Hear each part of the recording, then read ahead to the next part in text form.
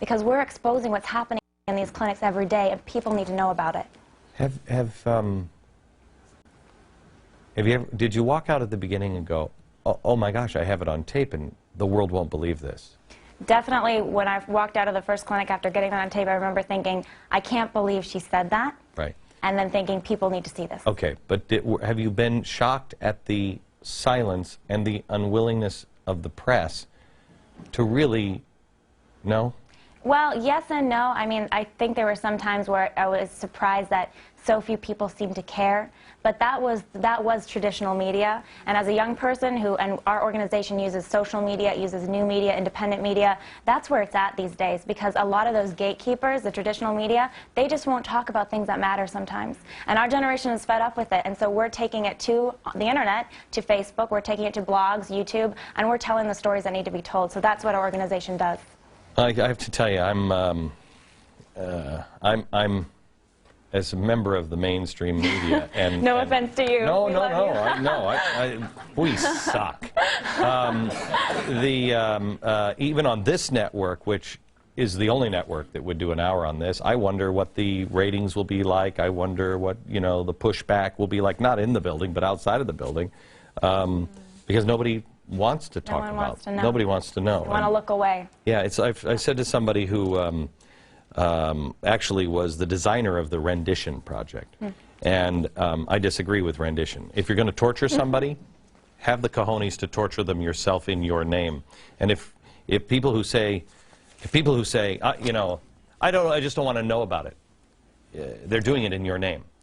If you can walk in and stand by somebody who they're performing torture or abortion, and you can stand in the room, you might walk out and say, that was the worst experience of my life, but thank you for doing that. Well, then you've thought of it, and that's up to you. That's your choice. But to say, I don't even want to think about it, I don't care what they do, that's what leads to mass murder, because people don't pay attention. Back in just a second.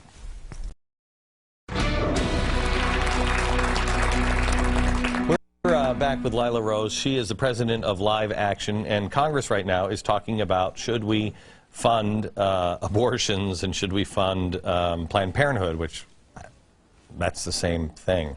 Let me go to Brent, and I'm sorry, Brent, what's your wife's name? Ambia. Ambia, you had a question.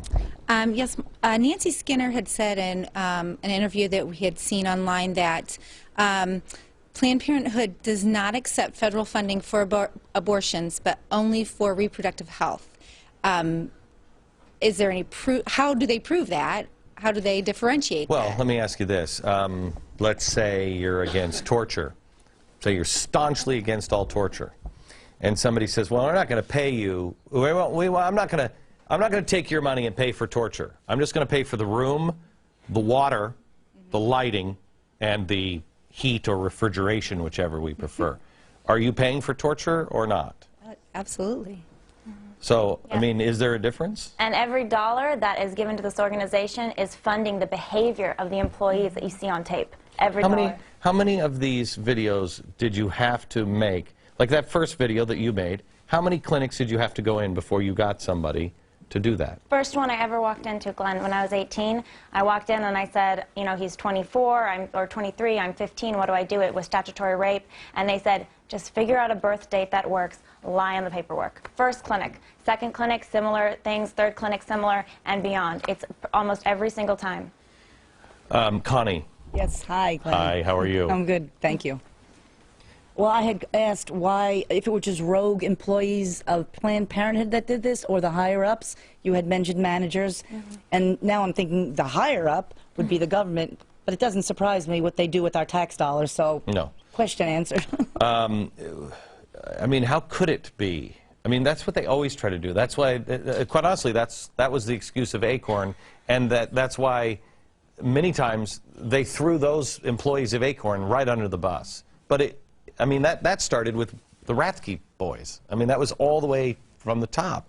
Have you ever caught a head person? Well, managers, practitioners, the top nurse. But beyond that, we've seen top-level executives like the Vice President Executive Stuart Shearer saying that the behavior on the tape is professional, saying that this is professional care, that they're providing all the options to the pimp about how he can sell the girls on the street, etc. That's Well, how. if you define professional as doing something for money, yes, it is professional. Back in just a second.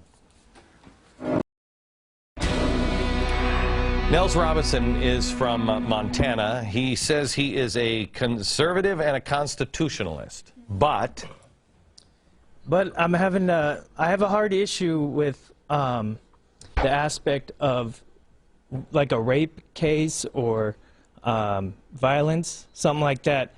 As a conservative, what other conservatives feel about, you know, abortion in that case.